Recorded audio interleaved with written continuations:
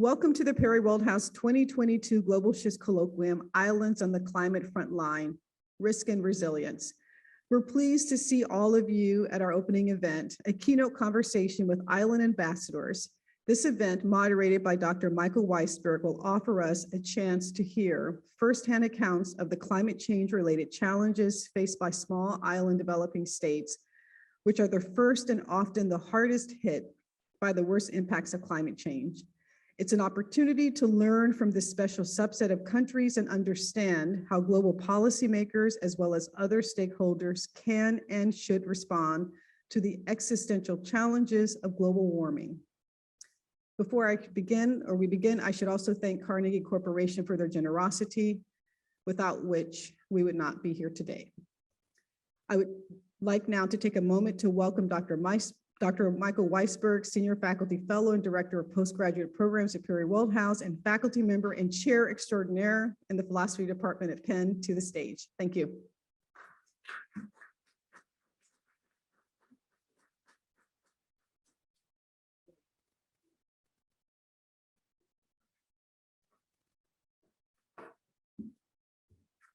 Hello, everybody. Welcome, and I'll be introducing our audience in a moment. I'll be introducing our guests in a moment, but it's really a pleasure to see everybody. Thank you so much for joining us here today. I'm really delighted to introduce three wonderful guests who are going to spend the afternoon talking to us about the impacts of climate change in small island states. So I'll introduce them, and they can please come to the stage as I call your names. So Her Excellency Ambassador Tulmiza Hussain is the special envoy of the President of the General Assembly. She's the permanent representative of Maldives to the United Nations and also the ambassador of Maldives to the United States. She's non-resident High Commissioner to Canada, and these are all posts she's assumed to 2019. Ambassador Satyandra Prasad is Fiji's ambassador and permanent representative to the United Nations in New York and Fiji's non-resident High Commissioner to Canada. He's also the chair of the Pacific Islands Forum by virtue of the government of Fiji assuming its chairmanship. Finally, on the stage will be Ambassador Brian Wallace, the permanent representative of Jamaica to the United Nations.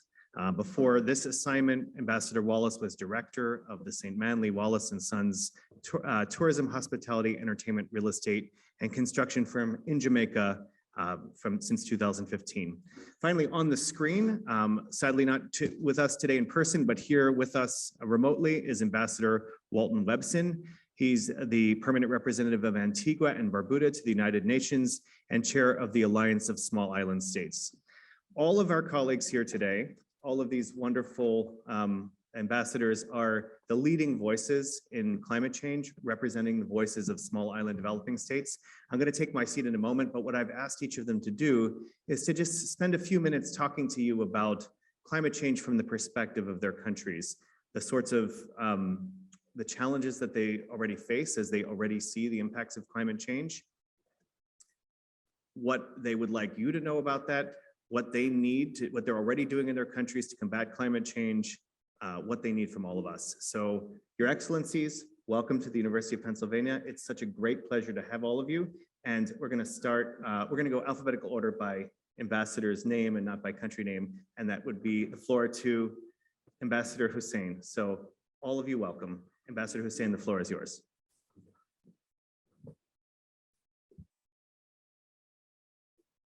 Good morning, a very good morning to all of you, those who are present here and those who are listening to us from afar. It is such a pleasure and an honor to be here. And also I would like to take this opportunity to thank Professor Michael Weisberg and his team for organizing today's conference, especially on this important topic of the impacts of climate change on small island states. So once again, a very good morning to all of you. So as Professor Michael Weisberg introduced me, my name is Tulmiza, and I am from the Maldives. For those of you who don't know Maldives, it's a group of small islands which runs on the equator. There are about 1,200 islands, and out of which 200 are inhabited. Divehi mikudi jazira gaum kawleta fasaha kang harmihar vecce. Algon menge madari bahaki divehi bas. Maldivians have been living in these islands for over 5,000 years, and our native language or our mother tongue is Divehi. So we have our own language, we have our own script, and the Maldivian Islands are one of the most beautiful islands, and I'm very biased when I say this, but it is actually the most beautiful islands, and no offense to other island nations, but it is indeed paradise on earth. We have turquoise blue oceans, white sandy beaches, lush green trees, and but we are also one of the most vulnerable countries to the impacts of climate change, because the highest point in Maldives is just about 6 feet above sea level. So we are also one of the most flattest islands. And we've been, like I said, living in these islands in harmony with nature for over 5,000 years. And some of our biggest industries, traditionally it used to be our fishing industry. And our fisher folks is, to this day, even though it is our second largest industry today, we are one of the only countries that practices sustainable fishery, which is line and pole fishing. So we don't do bottom trawling and net fishing. So our practices are very sustainable. And small island states have been sounding the alarm of climate change for decades. In fact, it was in 1989 that we had the first small states conference on sea level rise in the Maldives, and the Male Declaration was signed. But decades later, we still haven't taken urgent action on climate change in line with science. And as a result, it is not a distant reality. The impacts of climate change is something that we are experiencing every day in our islands now. We are seeing beach erosions, we are seeing freshwater contamination in the 200 inhabited islands. Traditionally, we used to use well water or rainwater harvesting.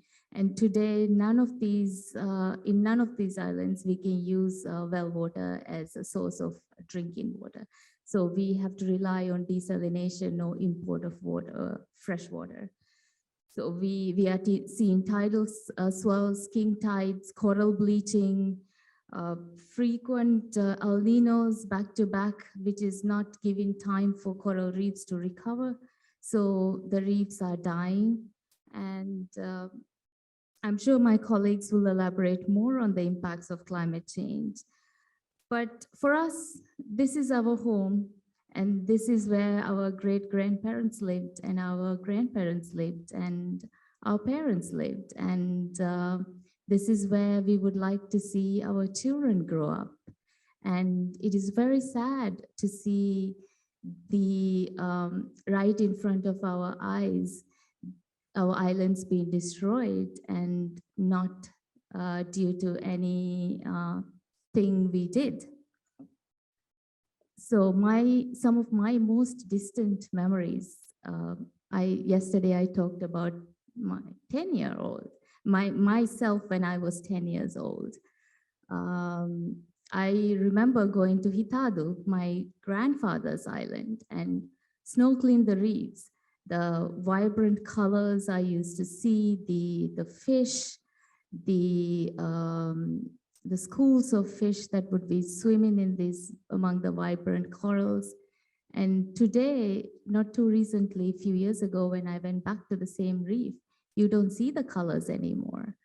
The fish, some of them still remain, but because of coral bleaching, a lot of reefs are now quite dead. And so this is not what I would like to leave to my son, who is 10 years old, actually, who would be 10 years old very soon, in a few weeks. I would like him to have the same experience I had when I was 10 years old and snorkeled those reefs. And I'm sure all our island nations, we would like to leave those pristine islands the way we inherited them for our children and our great-grandchildren. And So this is what we are experiencing in our islands. As far as adaptation and building resilience is concerned, yes, we have to rapidly adapt to climate change, and adaptation can be very, very expensive. For a country like Maldives, I was just talking to my colleagues, we are spending approximately about 40% of our annual budget on adaptation, whether it's desalination plants or shoreline protection.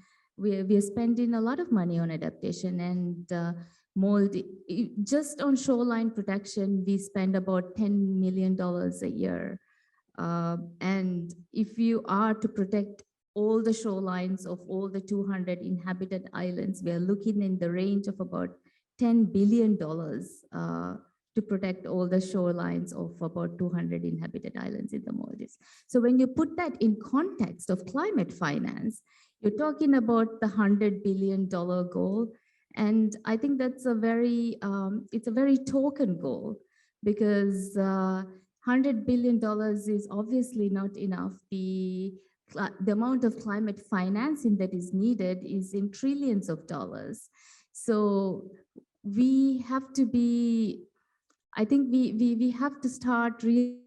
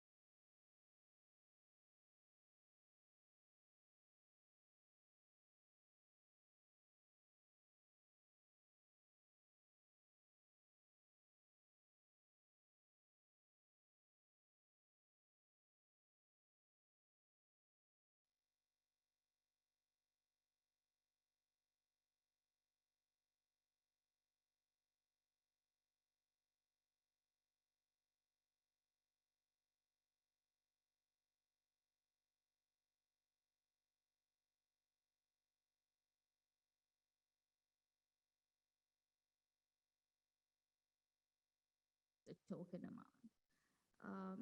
So what can you do as young people and as future leaders, leaders of tomorrow? I think this is a great start, that you are here and you are listening to us. And this is where the change begins.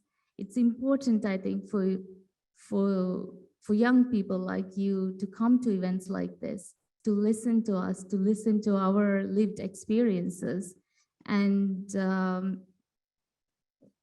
pressure your governments to mobilize and to make big policy shifts, because we do have this 10-year window, and this is something that is precious, and we have to make sure we do everything we possibly can so everyone can live in their homes, not just some people, but all of us can also still continue to live in our homes. Thank you. Thank you so much. Ambassador Prasad, I think you have a microphone there. Yeah. Okay. And Your Excellency, thank you for those comments. And Ambassador Prasad, the floor is yours. Thank you very much. Thank you very much, Professor Weisberg. Thank you very much for welcoming us so generously, and also very honored to be here with our colleagues to have this interaction with you. Endorse everything that my colleague Ambassador Hussein has said. Less one, Fiji is more beautiful than Maldives. And I know I will lose this because I have my very dear friend following me. So, but if living on the front lines, what does it feel like? US is a very diverse country, so I can't find a average home. But let us say you have a home in Kansas, and you are from Kansas, and you live with your family in Kansas, and I will assume for this example, you are married and have a few children and a small farm or big farm, whatever it may be. In December, you're having Christmas. As soon as the Christmas dinner is over, your roof gets blown away. And you spend the next 2-3 months sorting your house out, and you're probably staying in some emergency shelter until that 3-4 months later, you move back into your house with your family and you've settled. By the time January or February comes, that house gets flooded, and there's a couple of foot of sand and soil passed on your in your house, and you spend the next 2-3 months sorting out that and then move back into your house. And then in April or May, you've planted your corn or maize or potatoes, and that gets blown away in winds, or that gets flooded away, and you lose your entire crop and farm for the year. And then it comes October or November of the year, your roof or your house gets blown away again. And I'm describing an average rural coastal household in many, many of the islands. That is the type of phenomena people experience now, year in, year out. One generation before me, cyclones and hurricanes and difficult weather events were also happening. What you may experience in a 12 to 18-month period may be what my parents and my grandparents may have experienced in their lifetime, that range of catastrophes. Now you experience that within 1 year, year in, year out, year in, year out, recovering from that. That is the phase of climate change in so many, in Fiji and so many of the, across the Pacific Islands and across so many of the small island states. And so another way of talking about this feels, for those who are in that situation, it almost feels like living in a war zone. This is an experience of war, and our economies, our societies, our governments are therefore on a war footing. Long ago, we stopped talking about climate finance. All finance, for example, is climate. We stopped talking in silos about adaptation and mitigation. Everything you do is trying to survive, build the economy, rebuild the economy, build people's houses, rebuild schools, etc. So many of you are students. Some 20 years ago, about 25, 30 years ago, Fiji flipped a point. Fiji, Solomon Islands, our neighboring country in Vanuatu, flipped a point in schools. We now spend more money each year repairing schools rather than building schools, trying to hold on to what you have rather than expanding opportunities for children to come into school. So that's about 2 decades back that point has been flipped. What I'm not trying to over dramatize it, but this is our lived reality today as a consequence of that. Many communities are already being moved. So you have to imagine, I came to your home as a representative of the government in Kansas and collected all of you together in the church or the community hall, had a meeting with all of you and said, okay, I'll give, here's what we want to do with you. We will relocate you to from Kansas to Los Angeles or something like that. We are seeking your concurrence to relocate you and your families. This place is no longer habitable.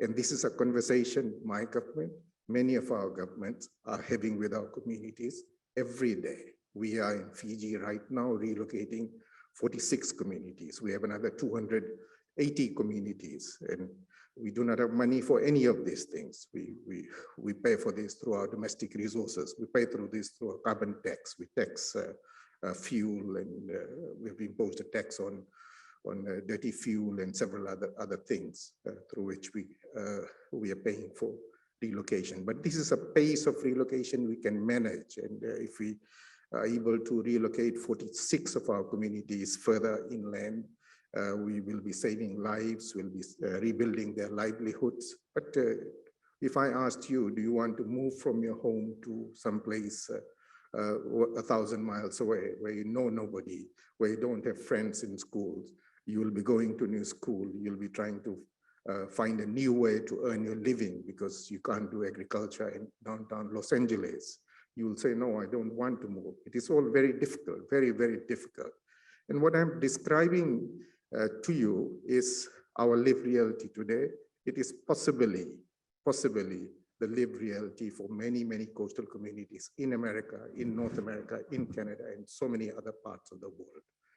And so my two pitch to students is climate change is not some distant theoretical challenge the planet is grappling with. It is a challenge we are facing right now. And two very important interventions need to be made, that all our governments, and I speak through you very directly, all these governments, such as the government of the USA, such as the government of China, such as the government of Russia, such as the government of UK and Europe, the rich countries, the feeling we have of climate change is a feeling of war. It feels as if you have declared war on us. You have declared a war on our right to exist as sovereign, autonomous, independent state, being forced in time to choose to relocate. And so my first appeal is to you to work as intensely as you can to see that policymakers at every level, at local level, community levels, at university level, at city levels, at state levels, at national levels, get the greenhouse gases back to where they need to be. And Mr. Hussein has said we have less than 10 years until our tipping point is around 2030. We need to stay within 1.5. That is about restoring some sense of planetary stability. And the second appeal is that for those countries who are already on the front line, and Mr. Hussein has said how steep the challenge is, that is 10 billion just for coastal defense in one country, Maldives, that Maldives does not have. It has, and that this is time for great international solidarity. And we cannot be speaking about an old package of from 2009 of $100 billion that is needed for adaptation. We need a whole new framework and a whole new way of thinking about the scale of financing and technical assistance that is needed to adapt society so countries like ours can continue to enjoy some sense of stability, and our children and our grandchildren can continue to say that they have a future in the country in which they live in, and they want to hold on to that future. So thank you very much. Thank you, Your Excellency. We're going to turn next. I'm going to make sure I have my alphabetical order correct to Ambassador Webson. No, I didn't get my alphabetical order correct. To Ambassador Wallace. There's Wallace, Webson, Weisberg. It's a little complicated today. So please, the floor is yours. Thank you so much, Michael. And thank you to Perry World House and the University of Pennsylvania for inviting us. This, as my colleagues have said, is the beginning of the journey. But it's the beginning of a journey. For us, we are living this reality. And I'm not going to, they have so eloquently explained to you the challenges that we face. I'm just going to give you one small anecdote that I hope helps you to really understand what has happened in a very short period of time, so that you understand the challenges that we actually face. This is existential for us in a very real way. In other words, our countries are disappearing. You heard in my introduction that I am coming from the private sector and very involved in hospitality and tourism. In 1997, after many years of having a business on the west end side of one of the tourist resorts, which is on the cliffs, it was my parents' dream to own a piece of the beach, which is on the eastern side of that tourist resort. And we finally identified a place, a 1 acre plot of land that had a beachfront. And they struggled and they saved and they finally were able to afford to buy it. When we bought it, the beachfront was about 3 times the size that that beachfront is today. I'm talking about from 1997. At that rate, I don't have to tell you what will happen in another 20 years, in another 40 years. My children are barely going to have a beach to stand on. Now, for you, that beach is if you're lucky, a 2-week vacation spot. For us, that's our home. It's our livelihood.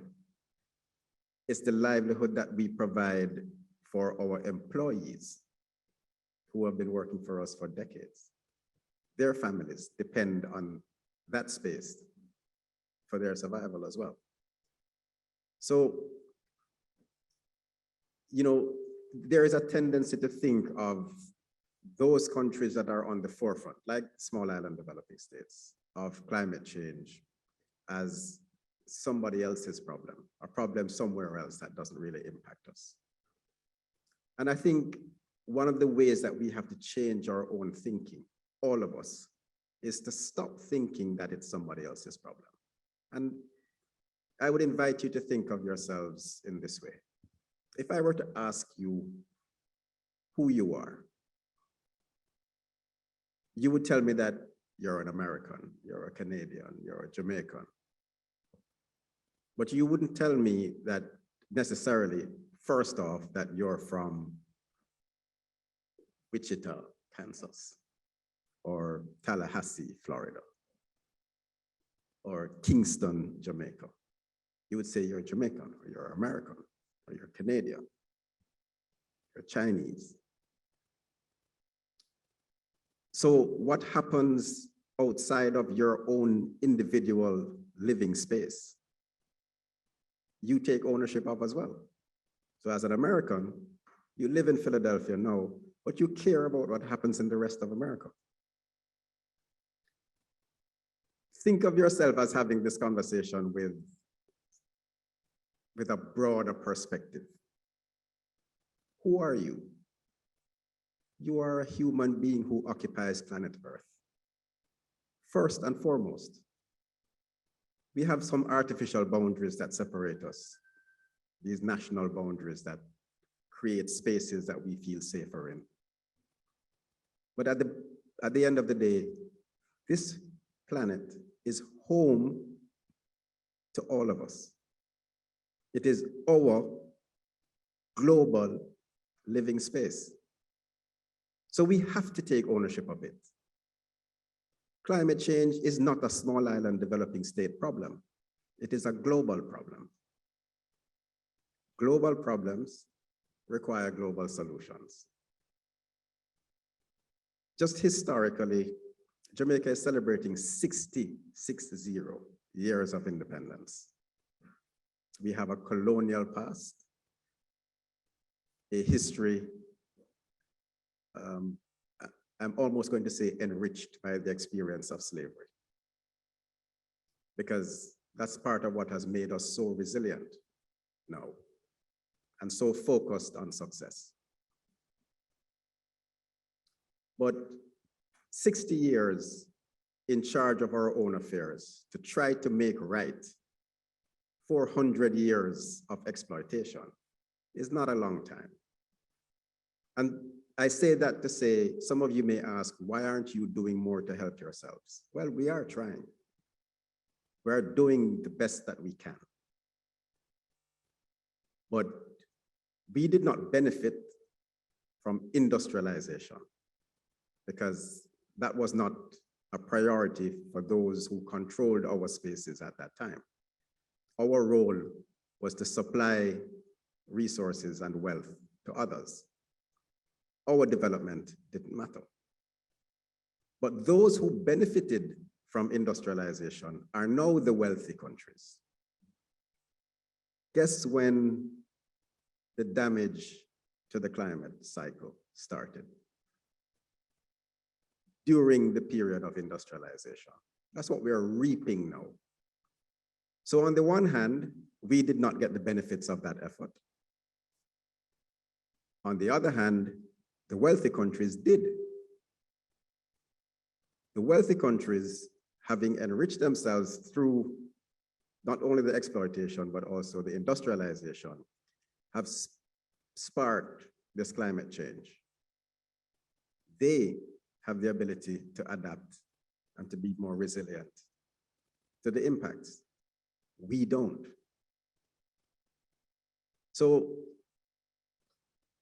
there is a responsibility that cannot shift onto those who are most affected immediately by climate change to fix the problem, because that's not where the problem resides.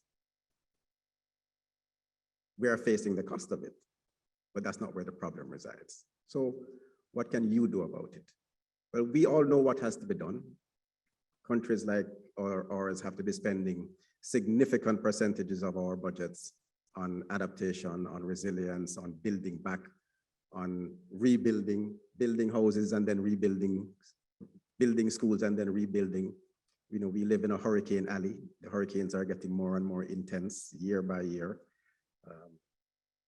Instead of pressing ahead on a sustained development agenda. That's what we are trying to do. And you know, if you want to, we can get into the nitty-gritty of the things that we are actually doing. Building shorelines and reclaiming, you know, our beaches in the best way we can, stunting our development agenda to protect the environment. I'll give you one quick example of that. In that same tourist resort that I'm telling you about, the government made a decision many, many years ago not to allow buildings above the height of the tallest tree, to reduce the potential density of construction in that area, to preserve the environment. No, that's great. And I'm sure you all say, oh, that's so sweet, that's nice. Yes, it is. But it stunts our ability to earn from our natural resource. So we are already giving back.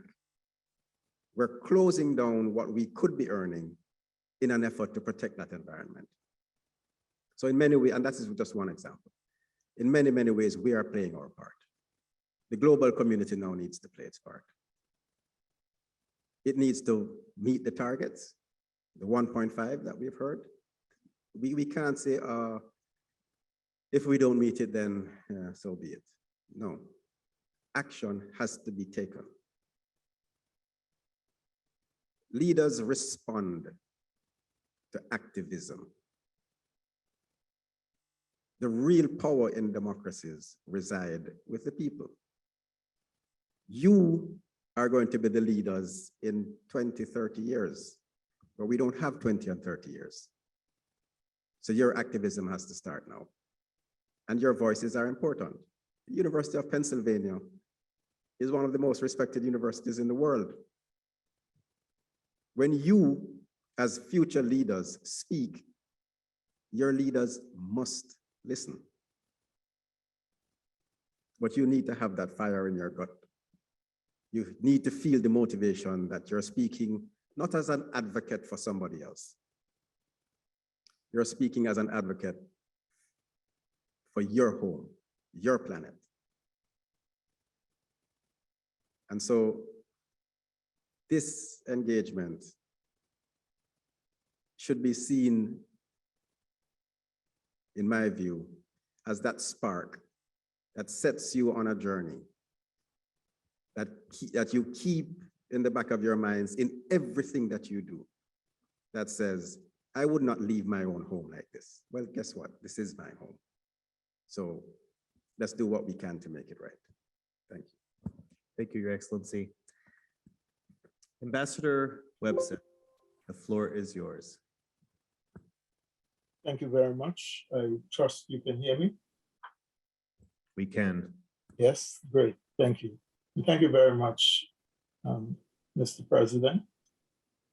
And thank you very much to University of Pennsylvania. You've heard from my colleagues describing what is a very, very difficult situation. What is a true humanitarian disaster before us?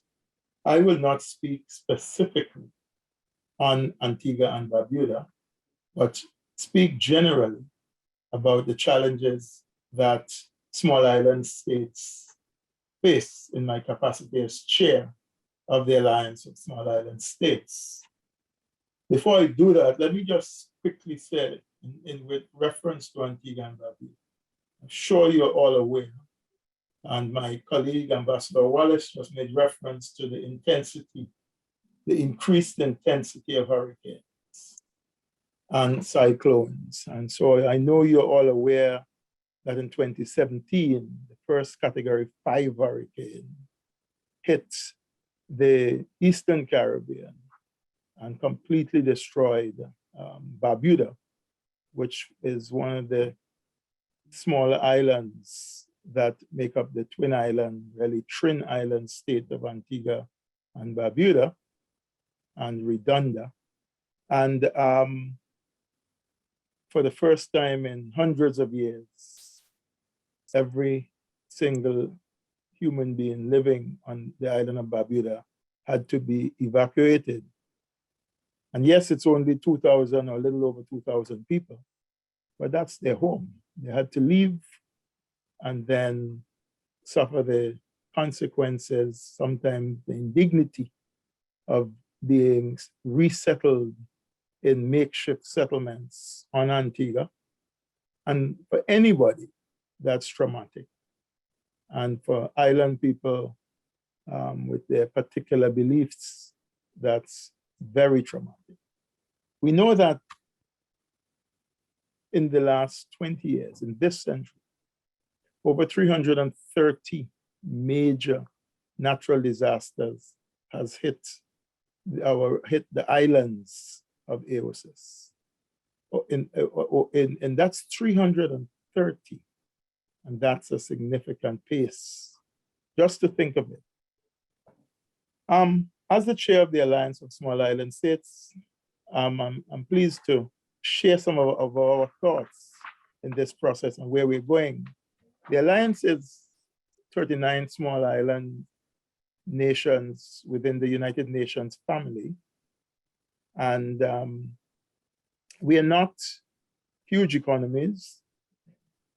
Obviously, we are small economies, but we are 20% of that family of the global nations that exist within the United Nations.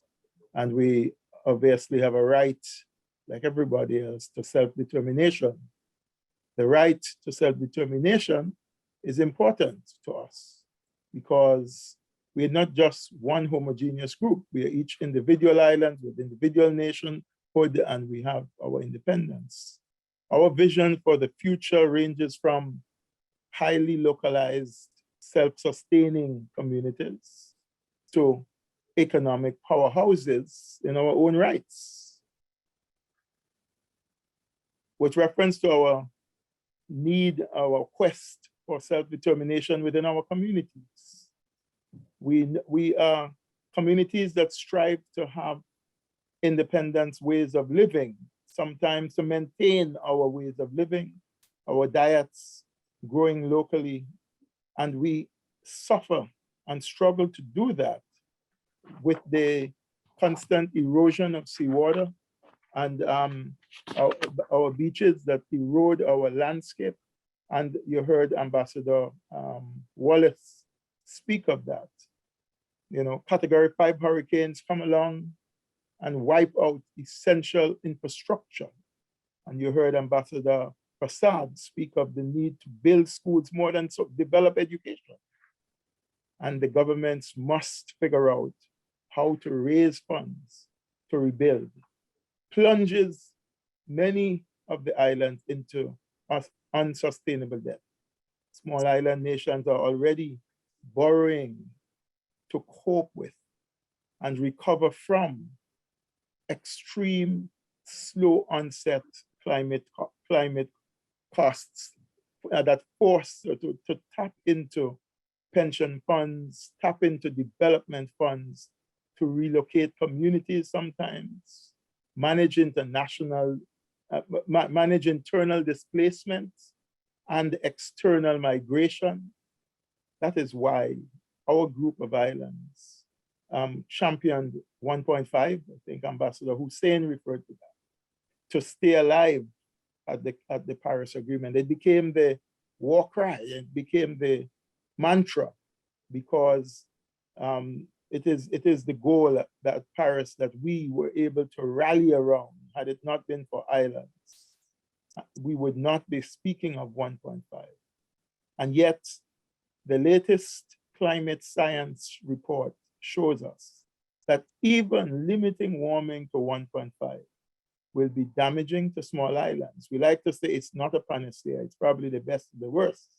Anything beyond that is a death sentence. I think we have to begin to take this more seriously rather than rhetorically.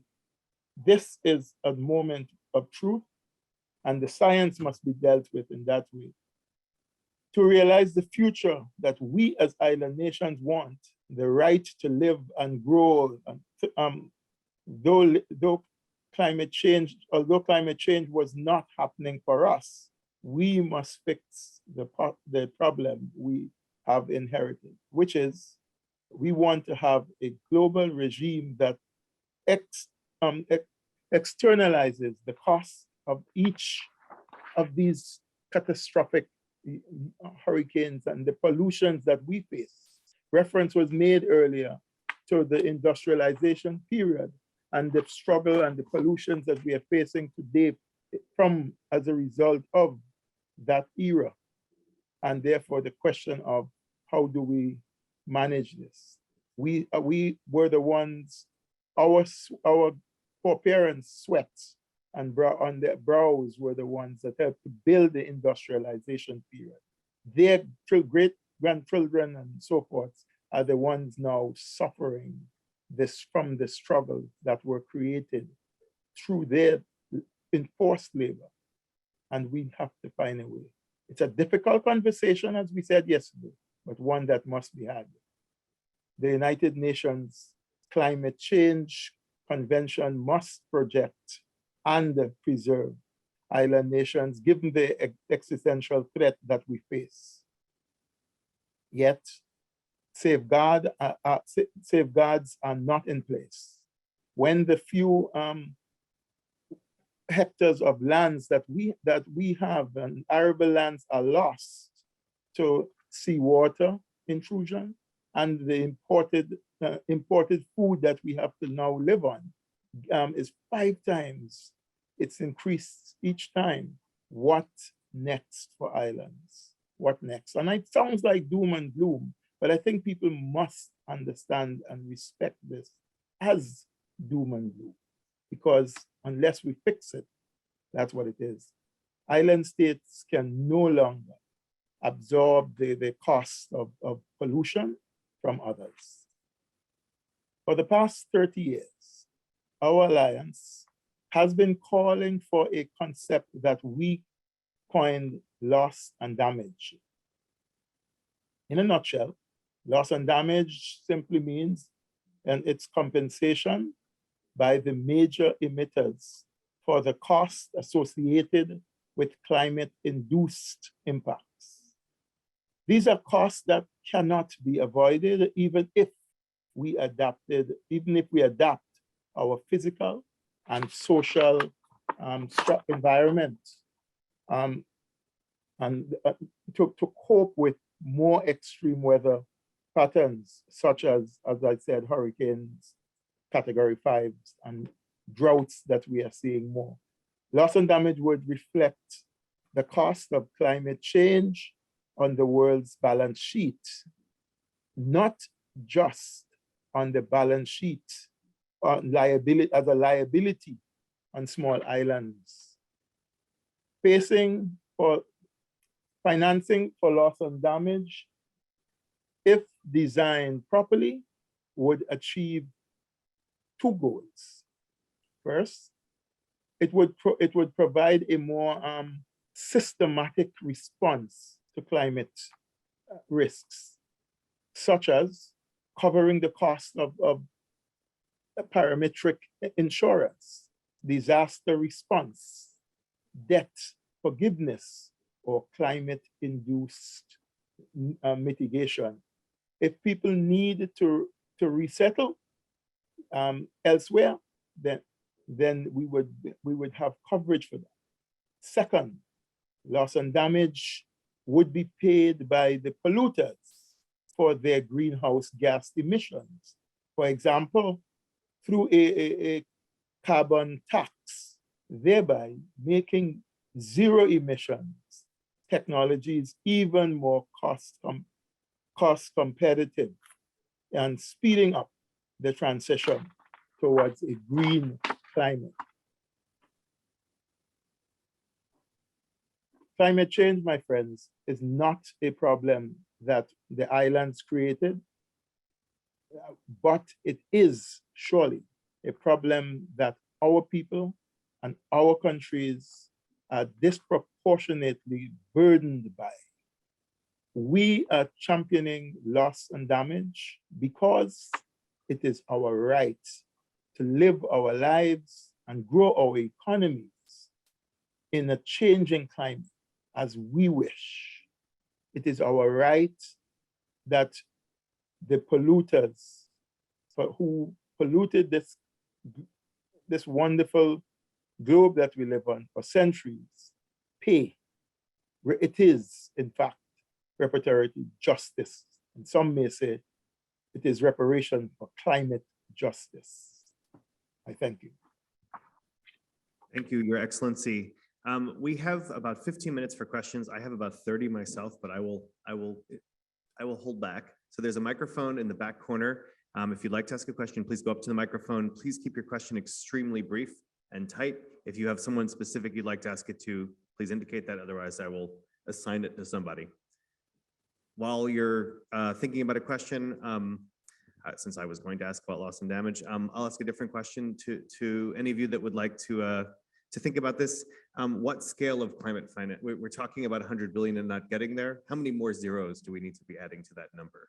So realistically. Well, maybe I can take a shot at it coming out of Glasgow. Yeah. Can you hear me? Yes. Coming out of Glasgow from the COP26, we first of all recognize that the 100 billion obviously didn't happen by 2020. And in fact, for island nations, island states, the contribution went down in 2019. Germany and Canada was able to move their colleagues and partners to make that commitment to 2023. We pushed the idea that by 2025, we are talking over 300 billion. But in fact, we made it very clear that what we are talking about in reality is trillions. Thanks, Ambassador. Okay, the first question. Thank you, ambassadors. My name is Bruce Su. I'm the second year doctoral student from Penn GSC. So my question is in the space of UN and also in the context of US and China relations. So I'm just curious to know from small island perspectives in the UN setting, what are the challenges in talking to US and also China? Both are positioned to be the leading role in the developing nations and developing countries to facilitate finance commitment and also regulating the energy consumptions. So what are the challenges and also what are the hopeful resolutions you would like to see from the developing island countries? Thank you.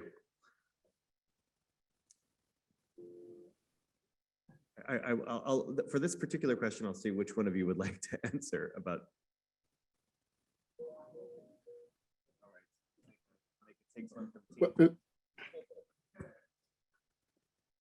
What an interesting question that will get everybody in trouble. So we give it to Jamaica. That's a really interesting question. But I'm going to say this. That question itself describes a part of the problem.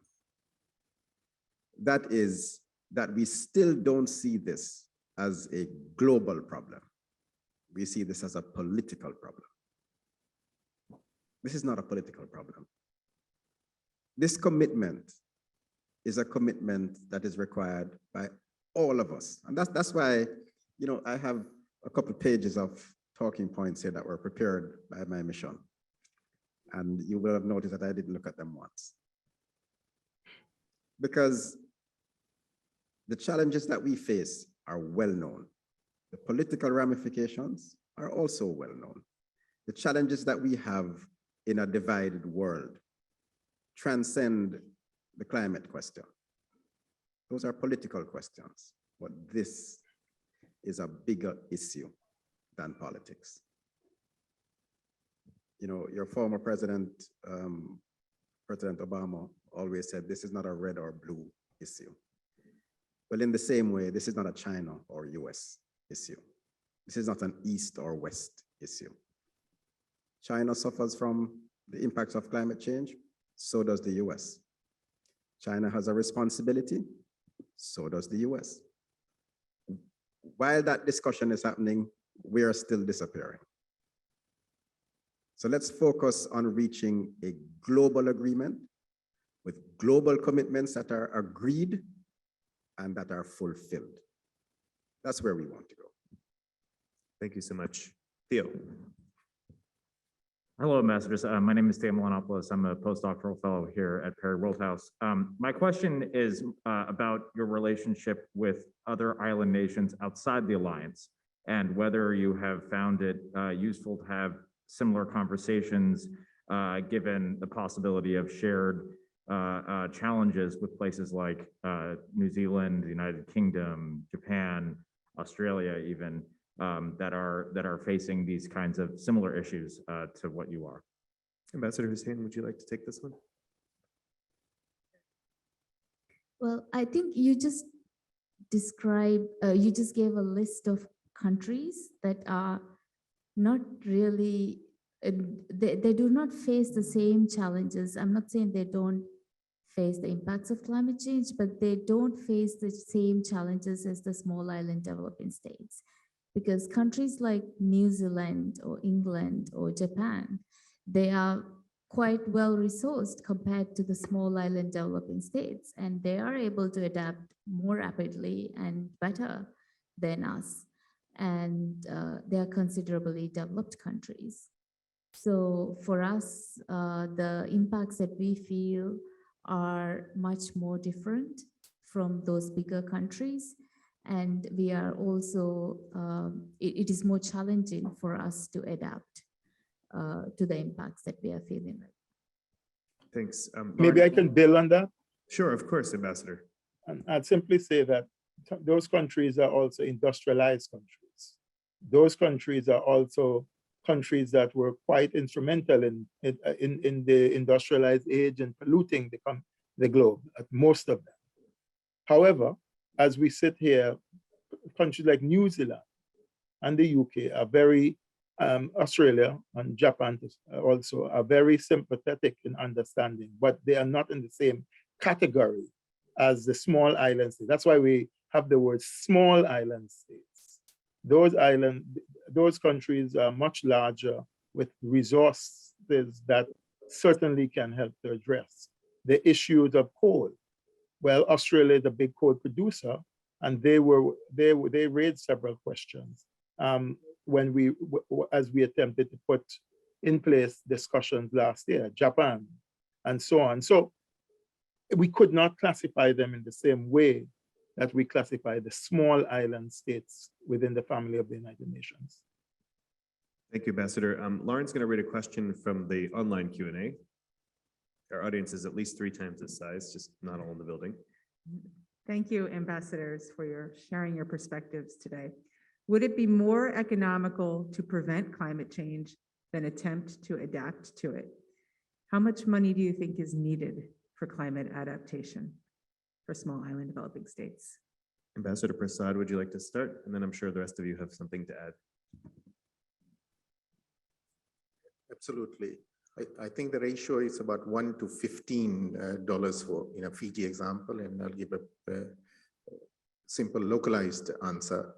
If we manage to protect a community today through nature-based solutions, through coastal protection, through investments in new agriculture with seeds and farms, seeds that can withstand more rain or longer periods of droughts, and reinforcing existing buildings to higher standards to withstand cyclones, etc., that they were not built to withstand. Then for a small community in Fiji, the approximate cost of all of these things is about $5 million US. That's it. That's about 1,000 individuals, about 200 households get saved. If we do not do that, then the cost of relocating and rebuilding their schools and finding a new health center, building roads to wherever they are going to be relocated, building new farmlands, etc., all of that adds up to $70 million on the average. And we have 280 of such decisions to make. So it's just, the simplest of answers. It makes so much sense to invest now to save what is downstream. Thanks.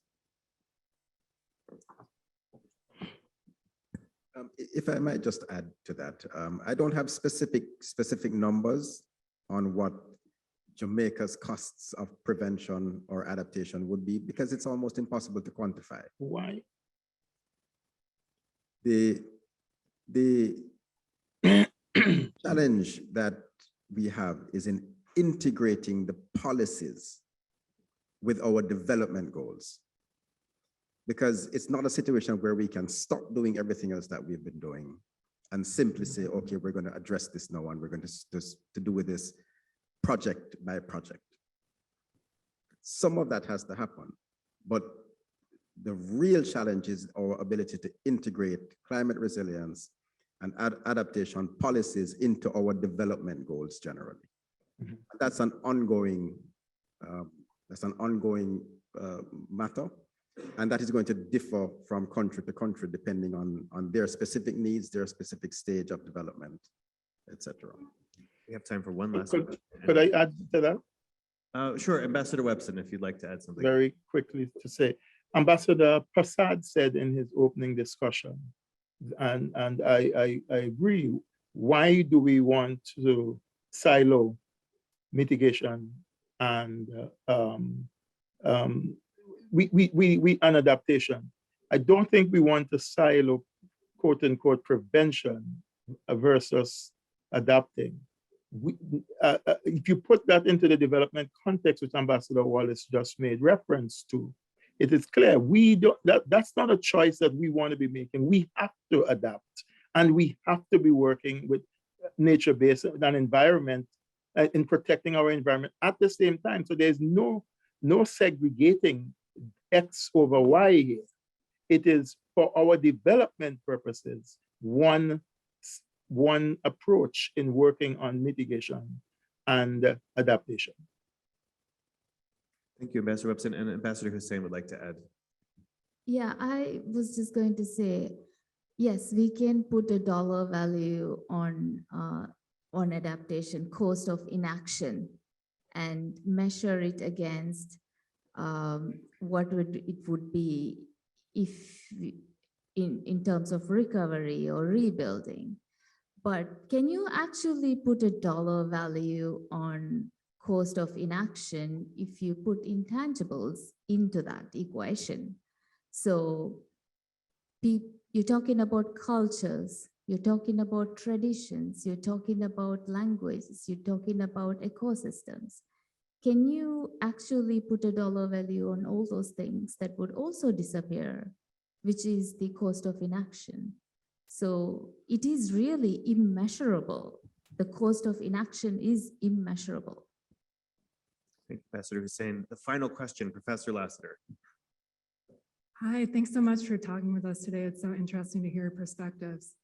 I have a question that I think, I don't know if there's a great answer to, but maybe in your last couple minutes you can try. Morally, I'm completely on board with exactly what you're saying. It also strikes me as a difficult position to go into the next meeting with the UNFCCC and just sort of telling people that they should reduce their carbon consumption. My understanding from talking to UN negotiators is that it's all about deal making. So if you're going to get aggressive and talk to people like China and the US in the next negotiations about what you have to offer, what are you going to bring to them? Thank you, Professor Lessiter. Another question that is challenging, does that mean that we should make Ambassador Webson? What we're going to bring to them. The conversation, again, these things aren't as clear cut because if you took loss and damage, we have been talking to the US and others about loss and damage for a while. We saw, I think I mentioned either yesterday or today, that we have made traction. Loss and damage is on the table for the very first time last year. And it is because we have been pointing out, and these things don't affect islands only. It affects, as I think Ambassador Wallace pointed out, the entire globe. It affects Miami. It affects many of your coastal states in the same way. And therefore, the discussion is not just locked into, yes, we as existential, we will lose islands and lose our heritage and lose people. But countries like the United States and China and so on and wherever have lots to lose as well. So I don't think the negotiation is only about what do we bring to the table in the context of we are small, there isn't a whole lot. What we're bringing to the table is the science and the danger of what science tells us. And it doesn't tell us only for islands. We might go first, but we all will go if we don't do something. Thank you, Ambassador Webson. We'll have Ambassador Hussein, and then each of you can maybe add one thing to this, and then we'll wrap it up. I have to say, I echo everything that Ambassador Webson just said. And in terms of what we bring to the table, I think island nations have already taken the moral high ground. We have already gone above and beyond. Oops, we lost it. I guess the mic also doesn't want to hear what I want to say, but the island nations have gone above and beyond fulfilling our obligations and our commitments, and we have more ambitious commitments than any other nation in the world. We could say that. So we have taken the moral high ground. And I think as human beings, everyone has, it is about deal making, but you also come to the table with some morals and some ethics and common sense in believing in science. And the onus should not be on us to instill morality to the rest of the world or in the rest of the world. Thanks, Ambassador Prasad. These negotiations are always difficult, and for students who are pursuing a career in international relations, I really encourage you to think very hard about a career in international relations. And one part of the negotiations we have governments that talk to each other. Eventually, 192 plus countries have to agree, and it's all very difficult. Not my colleagues, but some of our hairs have gone gray doing this. It's slow grinding. It would be fantastic, fantastic to be able to think about and negotiate about solutions to global problems where the negotiators are talking on behalf of the citizens and ordinary citizens and families of the countries they represent, rather than they're negotiating on behalf of large companies, corporations, and those who have a very, very vested interest in the current global, the way in which the global economy is structured. It is a dream, but that is still many years away, and I really encourage you to take an interest in these negotiations and encourage those who participate in these negotiations to talk on your behalf, not on behalf of those who bankroll election campaigns and so on. Thanks. Ambassador Wallace. Thank you, and I'll be brief because my colleagues have said much of what I wanted to say, but just this. much of foreign relations is transactional. That's true. And in some ways, disgracefully so. But not this one. This one transcends barters. The art of diplomacy is to reach agreement. And that means being able to persuade the other side or the other sides to come to a place that you can agree with.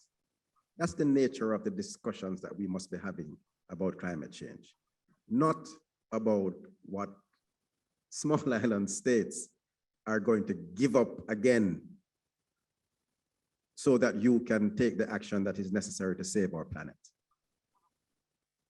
And that's the bottom line.